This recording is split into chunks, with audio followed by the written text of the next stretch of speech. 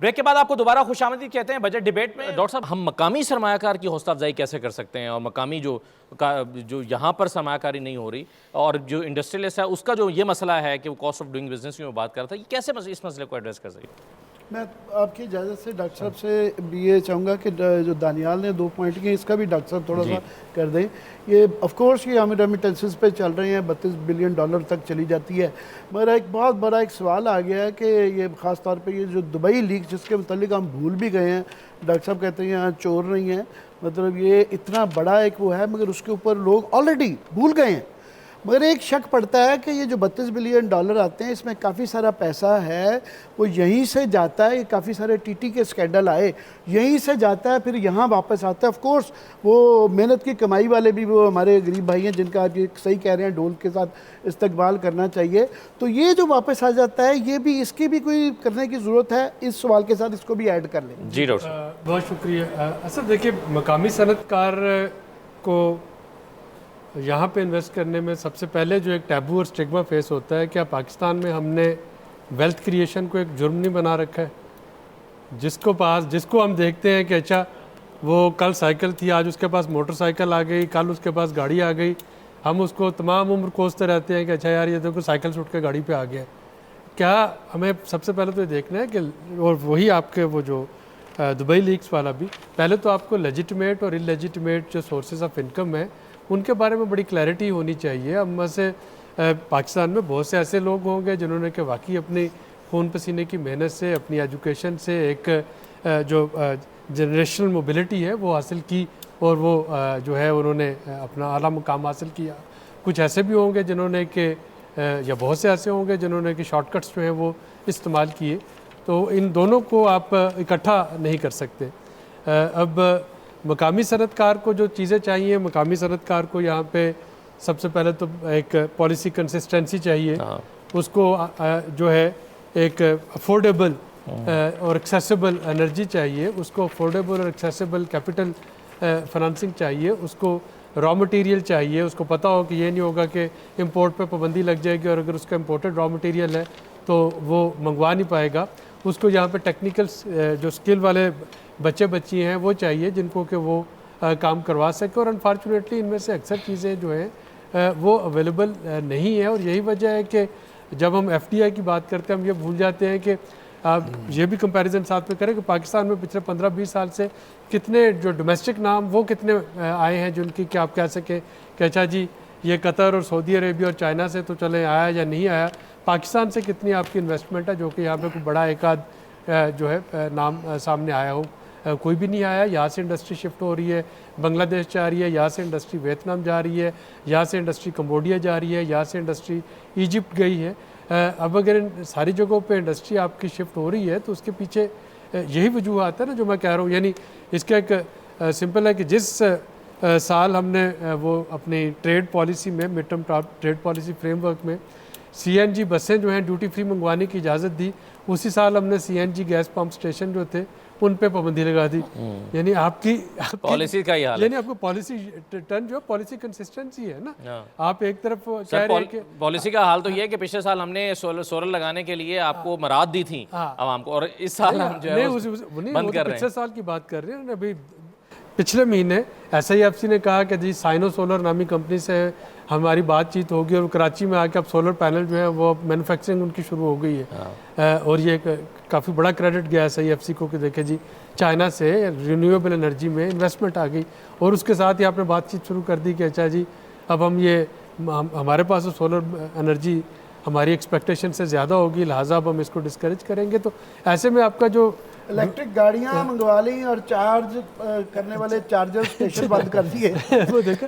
तो ऐसी सूरत हाल में जो आपका डोमेस्टिक तसलसल आप कहते हैं पॉलिसी का, ये सबसे इम्पोर्टेंट है, वो नहीं आएगा। जो दुबई लीक्स पे आमिर भाई, मेरा ख्याल है कि बाहर प्रॉपर्टी रखना जुर्म नहीं है, लेकिन असल चीज़ ये है ना, देखिए आप के पास एक आगे एक तो ये कि उन सबको स्कैंडलाइज नहीं किया जा सकता, उनमें से बहुत से ऐसे होंगे जो मैं बिल्कुल आप सही कह रहे हैं, वो नहीं कह रहा नहीं, लेकिन मैं उससे अगली मैं बात कर दूं कि FBI के पास अब अगर सारा डाटा आ गया तो अब उसको ये ट्रायंगुलेट करके देखना चाहिए कि कौन सही लोगों ने जो अपनी डिक्लेरेशन दी है किस किस ने उसको डिक्लेयर किया है या नहीं किया। अगर डिक्लेयर नहीं किया तो ये एक जुर्म है। किस किस ने अपने सोर्सेज ऑफ इनकम और मीन्स ऑफ इनकम उस पर बताए हुए हैं या नहीं बताए। अगर वो नहीं बताए तो ये एक जुर्म है, और अगर उस पर उन सोर्सेज ऑफ इनकम पे टैक्स नहीं दिया गया तो ये एक जुर्म है। इवन आपकी जो ग्लोबल इनकम है, जिन मुल्कों के साथ आपकी ट्रीटी है, डुअल टैक्स अवेयरेंस ट्रीटी, उसके मुताबिक अगर किसी ने यहाँ पे उस प्रॉपर्टी को नहीं डिक्लेयर किया तो वो दोनों तरफ जुर्म कर रहे हैं। तो आपको उसको बजाय इसके कि हम ब्लैंकेट दुबई लीग्स को कंडेम करें, हमें अपने जो अदारे हैं उनको कहना होगा कि अच्छा जी अब वो अपनी एफिशिएंसी दिखाएं। देखिए जी, बात बड़ी सिंपल है, बात वही आ जाती है बार बार जहाँ मैं जाना चाह रहा हूँ। We have to change the way we look at ourselves. अगर हम यही सोचते हैं हम चोर गंदे हैं तो फिर कौन इन्वेस्ट करेगा। हम सब भागना चाहते हैं। ये बच्चे जो बैठे हुए यहाँ 74% ऑफ देम सर्वे में कहते हैं हम यहाँ रहना ही चाहते हैं। और उनकी वजह उन्होंने जो बताई, आप हमारी वेबसाइट भी कभी देख लेकर प्रोग्राम करने से पहले, उन्होंने कहा है कि हम इसलिए रहना चाहते हैं, हमें यहाँ इज्जत नहीं मिलती। सही बात कह रहे हैं। आप किसी को इज्जत ही नहीं देते, आप तो हर किसी को चोर चोर चोर पहले ही शुरू हो जाते हैं। नंबर 2, अगेन अगर हमारी वेबसाइट आप देखते, footprint of the government is 80% of GDP। Number 3, अगर आप हमारी वेबसाइट देखते तो आप देखते जो स्लज है, जो हम जिसको हम कहते हैं आज मैं गलती की टी-शर्ट नहीं वो पहन के आया, हमने टी-शर्ट बनवाई हुई है, 2-3 बनवाई, एक बनाई उसके ऊपर लिखा हो परमिशनिस्तान। ये परमिशनिस्तान है भाई। अभी तक मुझे बता दे हम सोशलिस्ट इकोनॉमी है या कैपिटलिस्ट इकोनॉमी है। आप जब कोई पैसे बनाने लगता है मीडिया, ओए माशाल्लाह दुबई लीग्स ये वो वगैरह, पैनामा लीग्स में क्या मिल गया? इतना शोर आपने मचाया पैनामा लीग्स में, क्या मिल गया एक्सेप्ट हमारा नाम दुनिया में बदनाम हुआ? कुछ भी नहीं मिला आपको। दुबई लीग्स में भी इंशाल्लाह आपको कुछ नहीं मिलना। मैंने आज से 40 साल पहले कैपिटल फ्लाइट पे काम किया था। 40 साल पहले one of the first papers in the world capital flight जब हमने काम किया था, शाहबाज राना उठा के देख ले। उस वक्त पाकिस्तान में कैपिटल फ्लाइट जो थी $15 बिलियन थी, जबकि GDP 60 बिलियन था। तो खुदा के वास्ते दुनिया में होती है चीज़ें, छोड़ दें इन कामों को।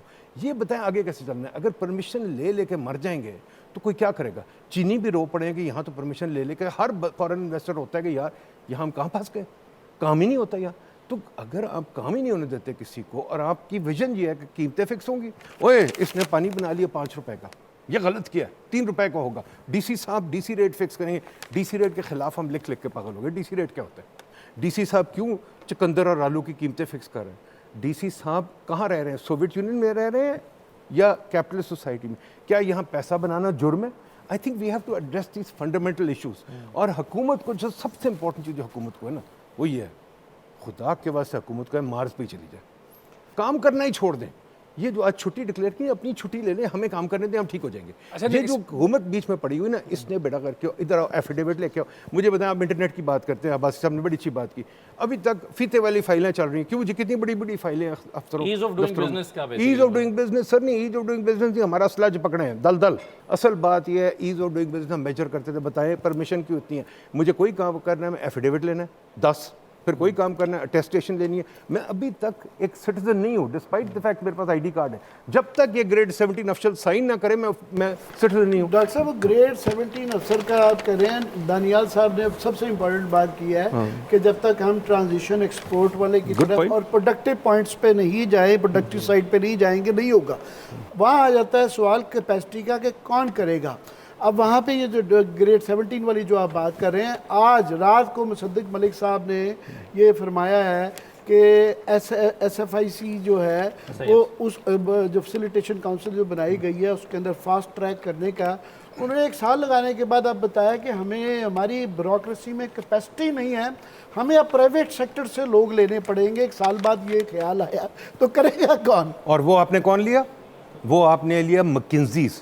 खुदा के वास्ते असद साहब, मैं आपको किताबें 2 भेज देता हूँ, अभी आपके व्हाट्सएप पे भेज देता हूँ। ठीक है, किताबें मैकिन्जीज़ के ऊपर जो दुनिया में लिखी हुई वो तो पढ़ लें, उस पर एक प्रोग्राम कर लें, मैं आपके साथ करता हूँ। एक किताब है, उसका नाम है मैकिन्जीज़ कम्स इनटू टाउन। वो कहते हैं जिस शहर में मैकिन्जी आता है बेड़ा गर्क हो जाता है। फिर एक किताब है बिग कॉन, अभी निकली है। खुदा के वास्ते आपने मैकिन्जीज़ को दे दिया, आप बुलाएं ना सलमान अहमद को, शो करें, सलमान अहमद साहब McKinsey के मुलाजिम है या पाकिस्तान के मुलाजिम है? McKinsey के मुलाजिम है, आपने उनको SAPM भी लगा लिए। यार आपको कॉन्फ्लिक्ट ऑफ इंटरेस्ट भी नहीं पता। SAPM नहीं है, लेकिन वो प्राइम मिनिस्टर के एक इनफॉर्मली एडवाइजर हर इंपॉर्टेंट मीटिंग में। कॉन्फ्लिक्ट ऑफ इंटरेस्ट है कि नहीं मुझे बता दें, कॉन्फ्लिक्ट ऑफ इंटरेस्ट है कि नहीं? कॉन्फ्लिक्ट ऑफ इंटरेस्ट है कि डॉक्टर नदीम साहब जो बात कर रहे हैं वो ठीक बात कर रहे हैं। McKinsey को अभी FBR की डिजिटाइजेशन का ठेका दिया गया है, तो जो शख्स हर प्राइम मिनिस्टर मुझे बताएं सिस्टम को क्यों नहीं दिया? सिस्टम लिमिटेड बहुत अच्छी पाकिस्तान, उसको क्यों नहीं दिया? You would like to have his views, क्योंकि एक सब्जेक्टिव बात हो रही है तो उनका व्यू लेना भी मुनासिब होगा। बट ये बात ठीक है डॉक्टर साहब की।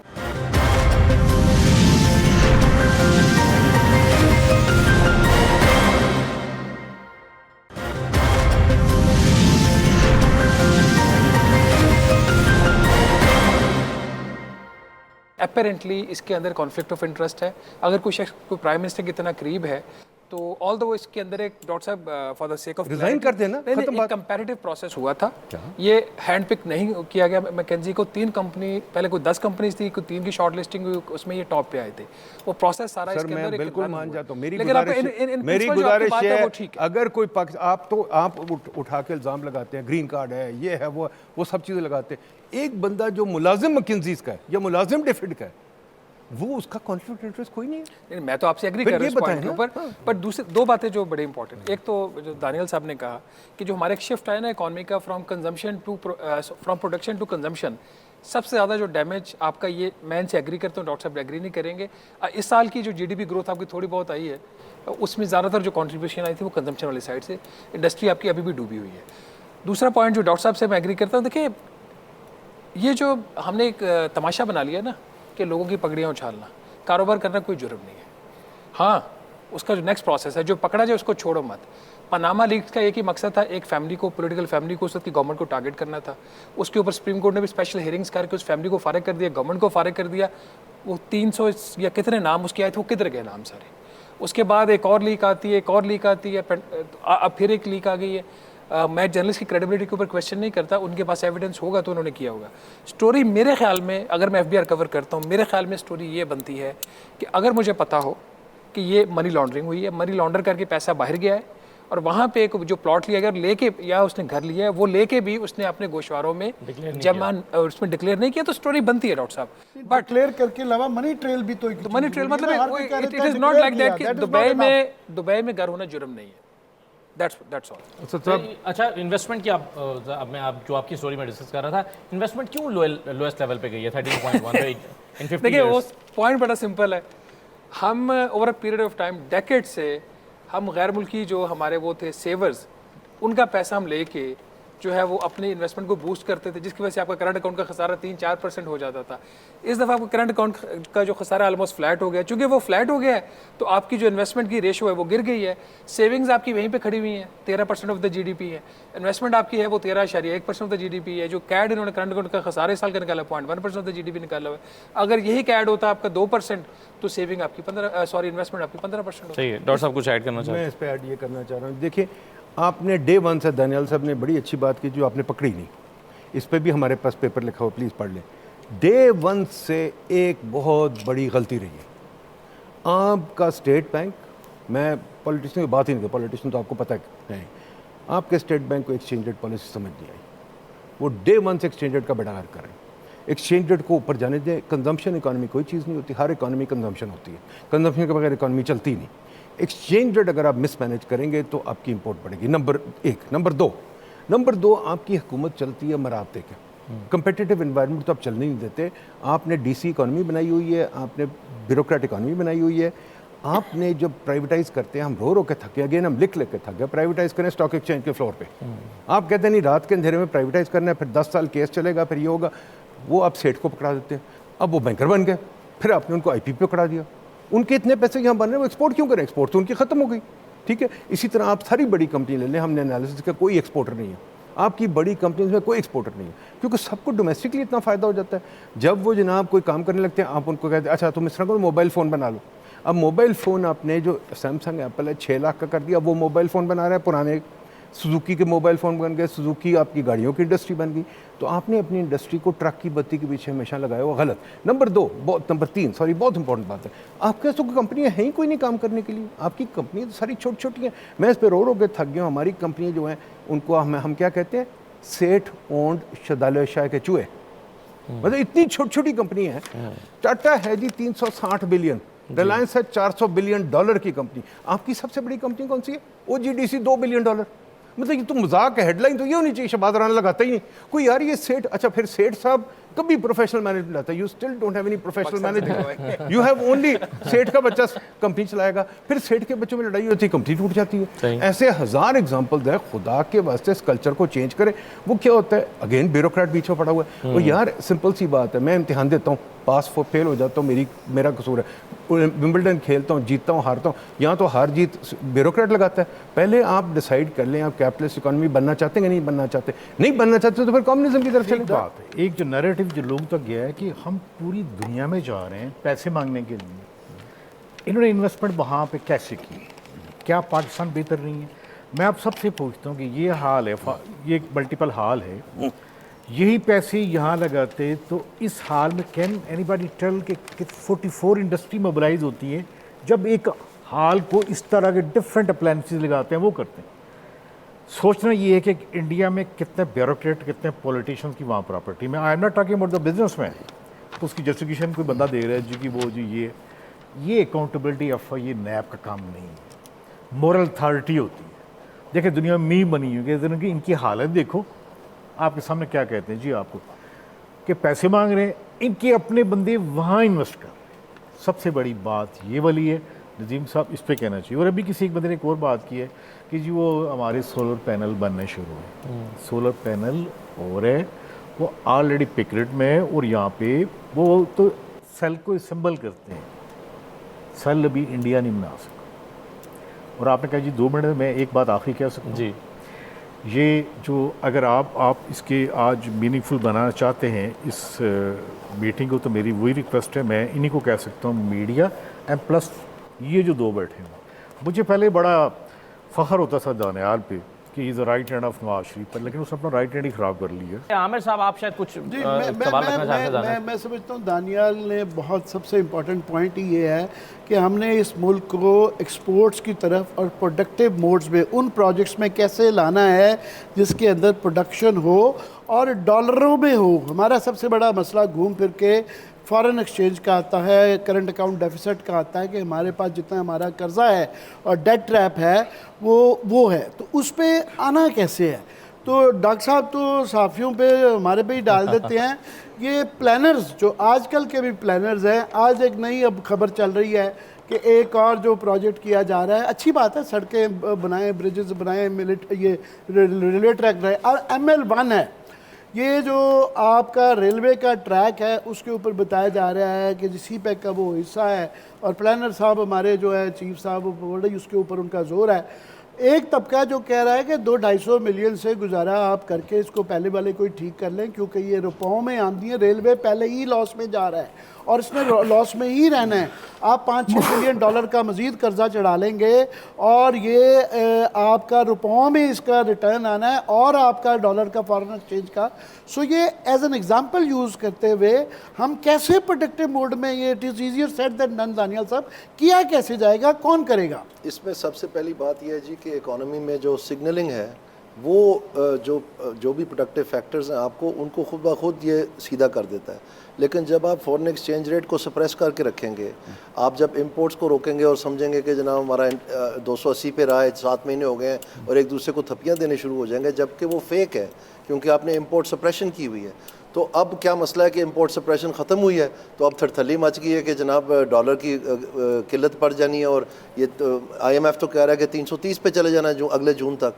तो इस चीज़ को आपने ख़त्म करना है। दूसरा जो आपके बैंकारी निज़ाम का पूरा ओवरऑल होने वाला है, ये गवर्नमेंट को पैसा लोन कर देते हैं और ख़ुद गोल्फ पे चले जाते हैं। आपको पता है पाकिस्तान में, मैं मजाक नहीं कर रहा, कैडीज़ की कमी पड़ गई क्योंकि सारे बैंकों के लोग जो हैं ये फारग हैं। ये सिर्फ 2 फ़ोन करते हैं महीने की पहली तारीख पे। एक फ़ोन करते हैं मिनिस्ट्री ऑफ फाइनेंस में कि जी हमारा चेक तैयार है पिछले जो हमने कर्जा दिया था आपको, और दूसरा फ़ोन करते हैं स्टेट बैंक के अगली ऑक्शन कब है गवर्नमेंट पेपर की। 90% याद आया कि कोई हाउसिंग स्कीम अब नहीं चलती, अब कहते हैं हर हाउसिंग स्कीम के अंदर गोल्फ कोर्स होना बड़ा ज़रूरी है। 90% जो हमारा डोमेस्टिक क्रेडिट है वो तो गवर्नमेंट ले गई है और आगे को क्रेडिट राय नहीं लेने के लिए है। तो इसलिए इसमें government has to act more responsibly. और जब आपके बैंकारी निज़ाम आपके उन फैक्टर्स ऑफ प्रोडक्शन को पैसे देगी जिसमें आपका कंपैरेटिव एडवांटेज है, जहाँ पर आपका कंपैरेटिव एडवांटेज है, आपके पास biggest irrigated tract of land in the world है, इन द वर्ल्ड, ये नेदरलैंड्स है, उसके ऊपर आप अंगूठा रख दें, वहाँ पत्थर ही है, ज़मीन कोई नहीं है, समुंदर रुका हुआ उन्होंने पैसे लगा के। आपको पता है उनकी एग्रीकल्चर एक्सपोर्ट्स क्या है सालाना? Purely agriculture exports $100 billion. हमारी जो है वो 6-7 बिलियन से नहीं टॉपती किसी तरह। समुंदर से, जमीन से नहीं, समुंदर से। सो कहने का मकसद ये है कि ये हमने सारे आवे का आवा बिगाड़ा हुआ है, और इसमें सबसे बड़ा जिम्मेदार मैं बैंकारी निज़ाम को समझता हूँ, उनको ठहराता हूँ। जब से ये प्राइवेटाइजेशन हुई है, प्रोजेक्ट नाम की तो चीज़ ही कोई नहीं रही। ये तो औने पौने बस गाड़ी को सिक्योरिटी रख के, को लीसिंग फाइनेंस कर रहे हैं, को होम हाउस फाइनेंस सरकार से ले लेते हैं सारा पैसा और बाकी सरकार को, और मजे लूट रहे हैं इनकी। आप ये प्रॉफिटीरिंग एंटी होर्डिंग एक्ट आप कहते हैं कि बेचारा रेडी वाला गरीब जो है, जो मूलियाँ बेच रहे हैं, वो प्रॉफिटीरिंग कर रहे हैं। इनके जो 300% मुनाफे आए हैं वो नहीं प्रॉफिटीरिंग। हद हो गई है यार, आपने बिल्कुल नहीं एक पैमाना बना दिया पाकिस्तान में, और इनको पूछने वाला कोई नहीं है।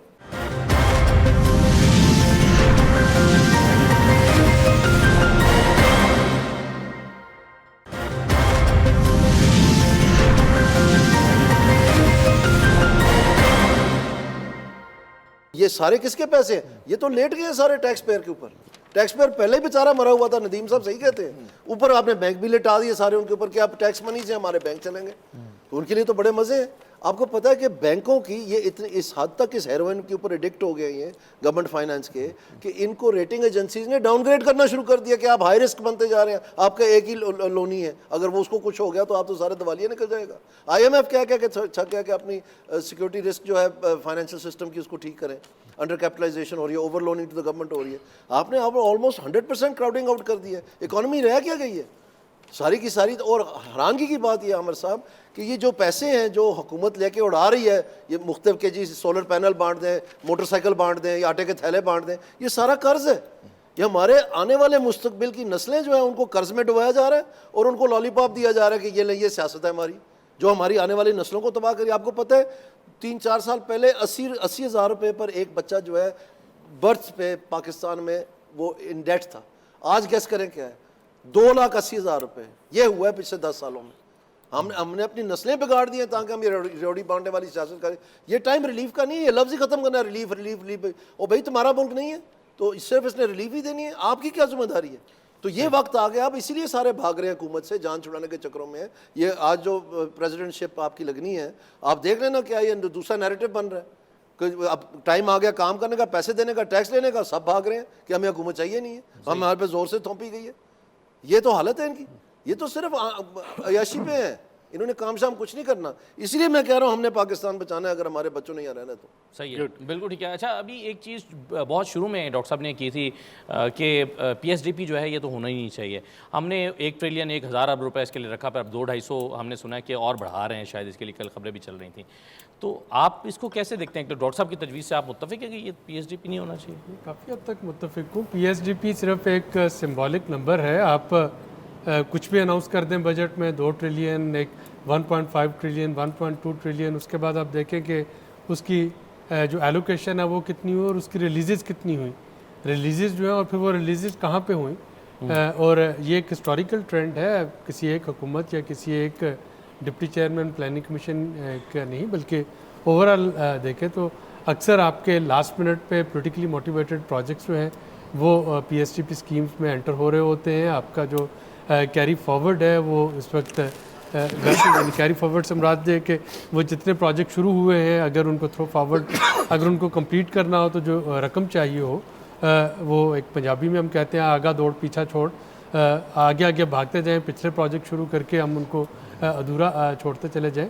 PSDP बेसिकली आपके कुछ ऑब्जेक्टिव से लिंक करनी चाहिए। फॉर एग्जांपल इस वक्त अगर मैं देखता हूँ तो मेरे लिए सबसे बड़ा ख़तरा जो है वो न्यू ट्रेडिंग रजीम है EU की, जो कि 2026 में कार्बन बॉर्डर एडजस्टमेंट मैकेनिज़्म के नाम से मेरी जितनी एक्सपोर्ट होगी उसमें मुझे अपनी कार्बन एमिशन जो है वो रिपोर्ट करना होगा। अगर EU के स्टैंडर्ड से ज़्यादा है तो मुझे वहाँ पे कार्बन टैक्स देना पड़ेगा या यहाँ पे कार्बन क्रेडिट खरीदने होंगे। जब EU इसको स्टार्ट कर देगा तो USA भी इसको स्टार्ट करने की सोच रहा है, चाइना भी स्टार्ट करने की सोच रहा है, जापान, ऑस्ट्रेलिया ऑलरेडी बड़ी मैच्योर स्टेज पे आ गए हैं इसके। तो पाकिस्तान की जो एक्सपोर्ट डेस्टिनेशन है उनको कैसे हम ग्रीन कंप्लायंट बनाएं, किस तरीके से उनका कार्बन फुटप्रिंट कम करवा सकें, कौन से ऐसे मंसूबे हों जो कि आपकी जो ग्रीन एनर्जी या ग्रीन इकोनॉमी को फोस्टर करें। यानी अब दोबारा से वो सोलर वाली बहस पे अगर मैं इसको कनेक्ट करूं कि एक तरफ 2026 में आपकी एक्सपोर्ट इस वजह से वो स्क्रूटिनाइज हो रही होंगी कि ये फॉसिल फ्यूल से पैदा हुई है या ये साफ बिजली से पैदा हुई है, और अगर ये फॉसिल फ्यूल से पैदा हुई है तो उस पर अलग से टैक्स आपको देना पड़ रहा होगा, विच मीन कि आप पहले जो कंपेटिटिवनेस है पीयर्स के मुकाबले में वो और कम हो जाएगी। दूसरी तरफ इस वक्त हम देख रहे हैं कि चूँकि हम IPP के वो जो कैपेसिटी बिल्डिंग वो चार्जेस हैं वो हमसे नहीं अदा हो रहे, तो लिहाजा हम इसको थोड़ा डिस्करेज करें। तो PSDP नामी अगर कोई चीज़ हमें रखनी है तो वो आपकी थोड़ी सी फॉरवर्ड लुकिंग जो आपको ग्लोबल इकोनॉमी में कंपेटिटिव बनाए, उसके लिए तो ज़रूर होनी चाहिए। PSDP ना हुई तो हमारे MP MNAs का क्या बनेगा? वो तो बनते ही इसलिए हैं MP MNA के वहाँ डेवलपमेंट स्कीम आती है, उसमें से कट मिलता है, उस तरह ही वहीं से खर्चा पानी निकलता है सारा, वो गेम ही उसके इर्द गिर्द होती है। हमें भाई उनको तो SDG फंड के नाम पे दिए जाते हैं, SDG फंड रख लें, मुझे उससे वो सस्टेनेबल डेवलपमेंट गोल्स के नाम पे जो उनको फंड दिए जाते हैं वो रखे बेशक, लेकिन PSDP जो है PSDP को थोड़ा सा हमें रैशनल करना पड़ेगा। सर एक यार दानियाल नहीं, आप मुझे बड़ा एक छोटी सी बात दानियाल ने मुझे जी ये बच्चे बैठे ये बड़ा तंग करते हैं कि he is always putting very intelligent question. ये 4-5 दिन से कह रहे हैं यार कैपेसिटी पेमेंट कैसे कम हो सकती है, और इसके साथ इन्होंने अभी बड़ी अच्छी बात की कि GML1। डॉक्टर साहब आपको याद है सबको कि किसी ज़माने में लाहौर से खाने फाल जितनी रेलवे लाइन थी इलेक्ट्रीफाइड थी, अभी भी हमारे पास शायद 220 रेलवे इंजन्स पड़े हुए हैं। हाँ, मैं और दानियाल ने काम करना, बाई मंडे हमने फिजिबिलिटी बनानी है कि और हम कुछ ना कर सके इस ML1 में, पेशावर से लेके कराची तक इसको इलेक्ट्रीफाई करा लें ताकि डीजल इंपोर्ट तो बढ़ जाए, और जब आप करेंगे ना जी वेट, हमें फिर भी 30% सेविंग होगी। Win win situation, capacity payment भी नहीं देनी पड़ेगी, डीजल भी इंपोर्ट कम करना पड़ेगा, और ट्रेन भी हमारी इलेक्ट्रीफाई हो जाएंगी। आप एग्री? बिल्कुल। आप डॉक्टर साहब आप बताएं। मैं सिर्फ ये अर्ज़ करना चाहता हूँ जी, और ये आपके लिए, आपके नाजरीन के लिए एक न्यूज़ है कि यहाँ पर पाकिस्तान में बड़ा चर्चा है कि जी इतने बिलियन फ़लाने मुल्क से आ गए, इतने बिलियन इन्वेस्टमेंट फ़लाने मुल्क से आ गए। तो इनको जो नेशनल अकाउंट्स हैं उसमें फ़ॉरेन डायरेक्ट इन्वेस्टमेंट की मद में गिना जाता है। तो एक अदारा है IMF का, वो आजकल पाकिस्तान में एक प्रोग्राम करने के लिए कंसल्टेशन करना है। उनकी अभी हाल ही में एक रिपोर्ट शाया हुई थी SBA के कंप्लीशन पे, SBA जो स्टैंड बाय अरेंजमेंट जिसको कहते हैं, उसमें जब उन्होंने उसकी अप्रूवल अनाउंस की बोर्ड ने, तो उन्होंने साथ ये भी अनाउंसमेंट की कि आने वाले साल के लिए जो फिस्कल ईयर 25 है जिसका आप बजट बना रहे हैं, उसमें जो फॉरेन डायरेक्ट इन्वेस्टमेंट है वो सिर्फ 0.1% ऑफ GDP बढ़ेगी। 0.1% ऑफ GDP इस वक्त अगर 348 बिलियन आपका डॉलर्स की इकोनॉमी है तो वो तकरीबन 348 million dollar, million not billion dollars बनती है। रोशन डिजिटल अकाउंट का मेरे ख्याल में 2 महीने का ये सारा, तो इतना चर्चा, इतना शोर आपने डाला हुआ है। दूसरी बात मैं आपको बता दूं मज़ेदार, उनकी प्रोजेक्शंस में 2029 तक उसी डॉक्यूमेंट में जो SBA का रिव्यू डॉक्यूमेंट है, उसमें जो प्राइवेटाइजेशन प्रोसीड्स हैं वो 0 पे ही 0 है, यानी अब से लेकर तब तक। तो आप हमें प्लान दे रहे हैं फाइनेंस मिनिस्टर साहब कि हमारी ये फॉरेन डायरेक्ट इन्वेस्टमेंट और हमारी जो प्राइवेटाइजेशन प्रोसीड्स है उससे हमने बजटी खसारा कम कर लेना, तो भाईजान वो तो दोनों 0 हैं, तो किसको आप बेवकूफ़ बना रहे हैं? देखिए जी, एक छोटी सी बात मैं करूँ, 2-3 बातें। एक तो पहले कोई हमारा चाचा मामा बाहर नहीं बैठा हुआ, आपको भी आपका बाप नहीं बना सकता, आपको भी आपका चाचा नहीं बना सकता। हम सोचते हैं कि जी CPEC, पहले हमने CPEC किया, गेम चेंजर, अब गेम मूवर आ रहा है सऊदी अरेबिया। अब हम कहते हैं CPEC वालों को हमने पैसे नहीं देने, हमने सऊदी को पहले देने हैं। यार हम ये चलाकियाँ छोड़ दें, डेवलपमेंट इज़ नॉट चलाकी, डेवलपमेंट इज़ हार्ड वर्क। आप मीडिया वाले भी ये समझें, खुदा के वास्ते आप सवाल ठीक पूछें। ये क्या है कि जी आप चलाकी कर रहे हैं? फॉरेन डायरेक्ट इन्वेस्टमेंट नहीं आएगी, भूल जाए। चलाकियों से आपने जितने साल में कितनी फॉरेन डायरेक्ट इन्वेस्टमेंट लेके आए हैं, वो 1% ऑफ GDP से कभी नहीं बढ़ी। चेक करना, शायद एक 10 साल 2-3% थी। फॉरेन डायरेक्ट इन्वेस्टमेंट वहाँ जाती है जहाँ लोग खुद कर रहे हो इन्वेस्ट। तमाशा भी वहाँ लगा होता है जहाँ लोग खड़े हों। मैं अकेला खड़ा हूँ तो कोई तमाशा नहीं लगता, आप सारे आएंगे तो होगा। जहाँ जब इन्वेस्टमेंट नहीं हो रही तो बाहर से क्यों आएगा? यहाँ इन्वेस्टमेंट 0 होगी तो बाहर से क्यों आएगा? यहाँ इन्वेस्टमेंट 0। नंबर 2, आप बात करते हैं इसकी PSTP की। PSTP हमने पूरी किताब लिखी है, बंद करो PSTP को, प्लानिंग कमीशन को भी बंद करो, आगे चलो, बताओ क्या करना है। PSTP की हालत ही है। कल हमने इकॉन फेस्ट करवाया इस्लामाबाद में, यहाँ एक F9 में बिल्डिंग पड़ी है, 15 साल से बंद पड़ी है। हमने उसको खुद साफ करा के रो के, बिजली भी वहाँ नहीं थी, बिजली लगा के हमने उसको चलाया। अब वो फिर बंद हो जाएगी अगले 15 साल के लिए। कन्वेंशन सेंटर आपका चलता नहीं। आपको मैं गिनाऊँ कितने प्रोजेक्ट्स आपके 0/0 हैं जिन पे कोई रिटर्न नहीं आता, बना के आप भूल गए। कितने आपने दफ्तर जाली बनाए हुए, दफ्तर कितने पड़े हुए हैं। खुदा के वास्ते PST पे सिर्फ जंग होता है। मैं 3 साल CDWP हेड करता रहा हूँ, मुझे पता कोई बात नहीं होती थी। प्राइम मिनिस्टर ने ये कहा तो कर दो, प्राइम मिनिस्टर ये कहा, प्लानिंग कमीशन फारग है ना, उसकी कोई बात सुनता ना कुछ। उसको प्लीज़ सिर्फ फातिहा पढ़ने की ज़रूरत है और कुछ नहीं। नंबर 3, मुझे बताइए मिनिस्ट्री इतनी क्यों? अभी किसी ने बात की थी उसकी, ये जो NFC अवार्ड, मैं उस वक्त ले नहीं सका, too many subjects to discuss. NFC award को कोई ज़रूरत नहीं वापस लेने की, फेडरल गवर्नमेंट को छोटा करना है। मुझे बताएं क्यों मिनिस्ट्रियों का इतना भरमार लगा हुआ है? फूड सिक्योरिटी क्या होती है? ये क्या तमाशे बनाए हुए मिनिस्ट्री के? एक और ह्यूमन रिसोर्स क्या मिनिस्ट्री है? 10 मिनिस्ट्री ज़्यादा मिनिस्ट्री नहीं होनी चाहिए यहाँ। फूड सिक्योरिटी कर क्या रही है? अभी वीट का आपने देखा है। नंबर 3 बताइए, सारी गलतियाँ इनकी होती हैं और किसी की नहीं होती। और फिर एक और चीज़ में, नंबर 3 मुझे बताएं कि ये पार्लियामेंट जब आते हैं, MNA बनने के लिए आते हैं, मिनिस्टर बनने के लिए आते हैं? हर कोई भगदड़ होती है मिनिस्टर लगने की। नंबर 4, टेक्निकल डिपार्टमेंट तो मिनिस्टर होना नहीं चाहिए। हेल्थ, जब कोविड आया था, दुनिया जहान ने कहा कोविड जनाब टेक्निकली हैंडल होगा, मिनिस्ट्री नहीं हैंडल करेगी।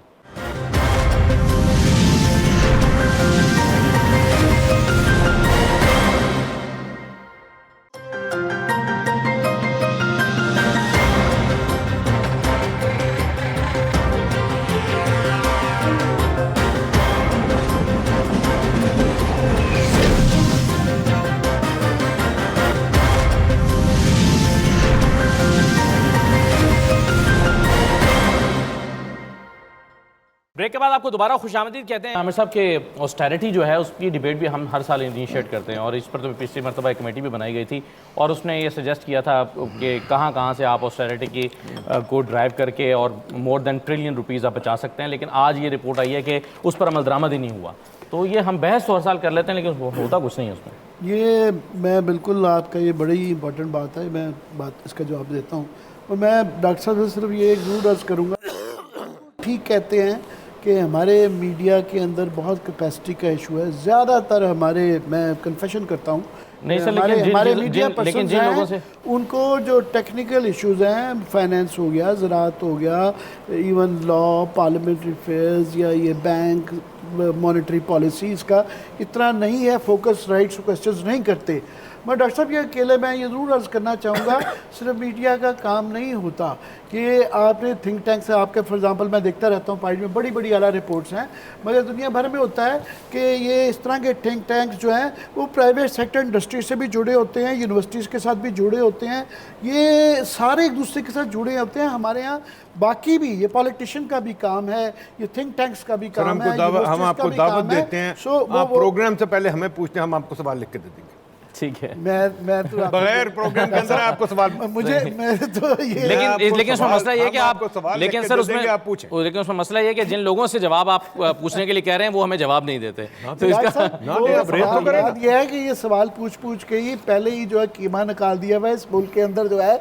आपको मीडिया का पता नहीं है, शायद आप पता नहीं वो अपने थिंक टैंक में फंसे रहते हैं कि इस वक्त जो है वो चंद सवाल पूछने पे ही, या जिस किस्म की कदगने हैं, जिस जिस्म के कवानीन पहले जो बने हुए हैं और नए आ रहे हैं, या जेलों में जा रहे हैं लोग, वो जो है मारे जा रहे हैं, उठाए जा रहे हैं, तो आप पता नहीं कौन से क्वेश्चंस पर जाना चाहते हैं, या कोई जवाब देना नहीं चाहता, जवाब देना भी नहीं चाहता और ये भी नहीं चाहता कि ये क्वेश्चंस पूछे जाएं। मैं क्विकली जरा ये बाकी ये जो ऑस्टेरिटी वाला, ऑस्टेरिटी ऑफ कोर्स ये कोई ये इस तरह की बातें हो जाती हैं, उसके बाद साथ ही उन्हीं उसी बजट में ऑस्टेरिटी के ऊपर तकरीर आएगी, उसी के अंदर अगर फाइन प्रिंट में देखेंगे तो PM हाउस की ताज़ीन और उसके लिए भी बजट दिया होगा, डबल तनख्वाहें भी दे देंगे, ट्रिपल तनख्वाहें भी दे देंगे, गाड़ियों का भी आ जाएगा, तो ये चलता रहता है। मगर बेसिकली ये भी एक सिंबॉलिक चीज़ है एक्चुअली, खर्चा कम होने से भी गवर्नमेंट की ये कोई फ़र्क नहीं पड़ेगा अगर लार्जर स्केल में देखें। मगर पॉइंट ये है कि आपने जो दानियाल ने किया है कि आपने मेजर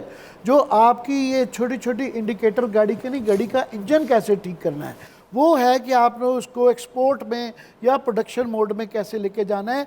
ये जो एक पिछले 30-40 साल से है कि जी हमने सड़कें बना दी, हमने ये महंगे महंगे जो है वो एनर्जी के प्रोजेक्ट्स लगा दिए, अभी भी उसका क्रेडिट जारी है कि देखें हमारे कमालात, और उनसे खुद जान नहीं छुड़ाई जा पा रही, मगर उसका क्रेडिट लेने से अभी भी कोई बास नहीं आ रहा।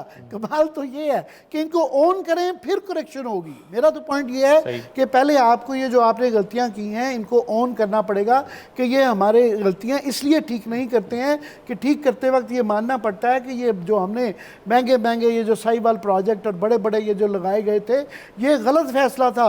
ये बड़ी बड़ी सड़कें, बड़े बड़े इंफ्रास्ट्रक्चर जिनमें से डॉलरों पे लगाए गए हैं, रुपयों में टोल टैक्स आता है क्योंकि बहुत ज़्यादा आता है, उसके वो फायदे ही हुए। सो एडमिशन चाहिए। सही है। सर एक बात सुने, ये जो आपने इतने फ्लाईओवर्स बनाए और सिग्नल फ्री कॉरिडोर बनाए, इसका भी तो हिसाब लगाया, हमने लगाया। It's a waste of money, the biggest metro is a waste of money. आपको चाहिए थी बस, आपने सीमेंट के इतना खर्चा कर दिया। खुदा के वास्ते जो सारी यूनिवर्सिटीज़ की बसेस है ना इस्लामाबाद में, वो आपकी बस चला सकती, बाहर लेने की जरूरत ही कोई नहीं थी। आप निज़ाम नहीं बनाना चाहते, आप पैसे खर्चना चाहते। जो मैं सिग्नल फ्री कॉरिडोर पे जाता हूँ, मेरी जर्नी 40% बढ़ जाती है इधर उधर चक्कर लगाते लगाते। वर्टिकल शहर होने चाहिए, क्लस्टर्स होने चाहिए कि ये बैरियर टाउन से दूर दूर से 40-40 किलोमीटर से दफ्तरों में नहीं आना चाहिए। जी असल मैं एक जो डॉक्टर साहब ने बात की, मैं इसको इंडोर्स करूँगा। इट्स सो अनफॉर्चुनेट, स्पेशली जो इंजीनियरिंग सेक्टर है, कि देखिए मुझे बात का दुख भी होता है कि जब आप it's come to personal health आती है तो वही हमारे जर्नल, वही हमारे पॉलिटिशियन, वो best of the best doctor के पास जाते हैं। बेशक वो उनका बंदा पसंद ना हो, जाते हैं या नहीं चाहते, लेकिन when it's come to engineering मिन्नतें करके जाते हैं, मिन्नतें करके या जाते कुछ हो, फिर जो दुनिया का नौसरबाज बंदा होता है आपने बैठाया होता है। आई एम सॉरी टू से एक बात। दूसरी, मैं इकॉनमिस्ट नहीं हूँ, मैं एक फार्मर हूँ, और मुझे याद है कि 2016 में मुझे चाइनीज़ ने एक बात कही। उसने कहा यार आप क्या कैन यू टेल, बता सकते हो इनको कि हम $60 बिलियन की एनुअली सोयाबीन इंपोर्ट करते हैं, और पाकिस्तान में तकरीबन 2 लाख टन होती थी सोयाबीन 2005 तक, उसके बाद वाइप आउट हो गई। अभी तो पोल्ट्री के लिए भी नहीं। वापस आके हमने पेपर भी लिखा, ऑपरेट भी लिखा, और बड़ी खुशी की बात है कि SIFC की वो फाउंडेशन बनी। डॉक्टर साहब, आज भी अगर हम ये काम करें जो एग्रीकल्चर है, जिसको हम शुरू कर सकते हैं, देखिए कितना अब एडिबल ऑयल मंगवाते हैं, लेकिन इसमें एक काम करते मुझे बड़ा अफसोस हुआ कि आप देखिए कि 1986 में 400 एकड़ जगह है मानसर में एलोकेट हुई है टी कल्टीवेशन के लिए। आज तक वहाँ पे एक पाव चाय नहीं हुई, और एक कंपनी भी बनी हुई है पाकिस्तान टी जी, वो बनी हुई। जबकि नेपाल ने इवन अपने फॉरेस्ट में शुरू किया, और हमने कहा कि यार देखो हमारा तलक मरी इससे है, ये जो हमारे ये जो पाइन है इसके नीचे बड़ी ज़बरदस्त किस्म का बड़ी स्टडी की है। अगर हम ये कर लें तो कितने जी डॉक्टर साहब बच सकते हैं? $5 billion. Money saved is money earn. इसी तरह ऑयल है जी, कितनी अपॉर्चुनिटी हमारे पास और अवेलेबल है। सोयाबीन ऑयल जी, ये हम कर सकते हैं, लेकिन पता नहीं ये कौन करेगा। हमें थोड़ी सी, मैं एक बात थोड़ी सी अर्ज कर दूँ माफ़ी के साथ। मैं अनफॉर्चुनेटली जी को फाउंडर हूँ एनर्जी एक्सीलेंस सेंटर का, नस्ट में भी और यूटी पेशावर में भी। ये 2010 में बने थे। 1 साल काम करने के बाद मुझे ये एहसास हुआ कि यार ये अकल का तल्लक या विजडम का तल्लक है, डिग्री से नहीं है। डॉक्टर साहब माजत कितना PhD काम कर रहे हैं, तो कभी कभी हमें ख्याल आता है कि यार ये हमारे साथ हमसाया मुल्क में एक टीम वो है, उसने कुछ बड़े काम किए हुए। मैं उसके एक काम बताऊं, जिसने आर्टिफिशियल टी जो है, आर्टिफिशियल टी को समझ नहीं आता, इनका मतलब नरेंद्र मोदी है। आर्टिफिशियल टीक उसने, हमारे दोस्त पे भी कर रहे हैं, उसने गुजरात में और राजस्थान में शुरू की। हमारे यहाँ पे नहीं हुआ, वो 10 साल में ग्रो हो जाती है। अब अगर आप इजाज़त दें, जो आखिरी टॉपिक है या वो वाला टॉपिक, मैं चाहूँगा सोलर से भी एक टॉपिक जो सबसे बड़ा है, मैं चाहूँगा डॉक्टर साहब से पूछना, ज़राअत जी हमने सारे ही टॉपिक्स कर मैं इसी लिए तरफ आना चाह रहा था। ज़राअत एलिफेंट इन द रूम है कि 70% हमारी डायरेक्टली या इनडायरेक्टली 70% उससे लगी हुई है। और इस वक्त डॉक्टर साहब जो किसान का एक चल रहा है, एक काउंटर आर्गूमेंट भी आता है कि जनाब ये पहले ही फ्लॉ था, ये 2900 के ऊपर 3900 पे करनी नहीं चाहिए थी, मगर फिर लोग कहते हैं कि जनाब इनपुट्स इतनी महंगी हो गई थी तो ये करने की ज़रूरत थी। बहरहाल ये गवर्नमेंट ने ये वादा कर लिया था किसान के साथ, ये जब किसी के साथ भी जब कोई रियासत वादा करती है, चाहे वो गलती भी हो तो वो पूरी करने के किया जाते हैं। मुझे याद है सिविल वॉर के अंदर उन्होंने कर्जा दूसरी साइड का था, उनका नहीं जी ये कर्जा रियासत का ही है। तो डॉक्टर साहब इसका क्या आप करना है? ये जो किसान है वो मानते ही नहीं है कि ये कोई मसला भी है, ये किसान वाला जो इश्यू है। ये बहुत अनफॉर्चुनेट है। और SDPI ने, आपको शायद आपने सुना या पढ़ा हो कि हमने एक पूरा फूड सिक्योरिटी डैशबोर्ड बना के मिनिस्ट्री को दिया। मैंने वो पढ़ा है, मैं इसीलिए चाह रहा था आपसे कि उसकी ज़रा तफसील हमें बता दें। वो मिनिस्ट्री को दिया था, जिसमें कि चीफ सेक्रेटरी साहबान जो हैं वो डाटा के कस्टोडियन थे और डिस्ट्रिक्ट लेवल पे रियल टाइम बेसिस पे स्टॉक कितना है, डिमांड कितनी है, प्राइस कितनी है इंपॉर्टेंट फूड कमोडिटीज़ की इंक्लूडिंग वीट, ये सारा रियल टाइम बेसिस पे डिस्प्ले हो रहा था। उसके बाद किसी बाबू को ख्याल आया कि ये जो डैशबोर्ड है ये इसको बंद करना है, वो बंद कर दिया गया। और हमने देखा कि एन हार्वेस्टिंग के टाइम पे आपकी इंपोर्ट जो है वो हो रही है। शायद पहली चीज़ तो इसमें यह है कि हुकूमत को इससे मिनिमम सपोर्ट प्राइस से निकल जाना चाहिए था, बहुत पहले निकल जाना तो ये चाहिए। झूठ बोला जा रहा है, ये बड़ी इंपॉर्टेंट है, ये एक्चुअली बहुत बड़ी स्टोरी है ये कि ये कहा जा रहा है कि नहीं हमें प्रोविंशियल गवर्नमेंट से डेटा गलत आया था, उसकी बेसिस के ऊपर निगरान गवर्नमेंट ये कह रही है कि हमें झूठ, हमें फिगर्स ही गलत आए थे, हमने उसकी बेसिस। आप ये कह रहे हैं रियल टाइम डेटा पे आप प्रोवाइड कर रहे थे, उसके बावजूद उसको बंद करके, उसको मैनिपुलेट करके ये क्रिएट किया गया एनवायरनमेंट। लेकिन उन्होंने डैशबोर्ड का इस्तेमाल बंद कर दिया। और उसके बाद जो डिसीजन लिए गए, जब आप डाटा के बगैर डिसीजन लेंगे तो इसी किस्म की चीज़ें होंगी। इजाज़त दीजिए, अल्लाह हाफिज़।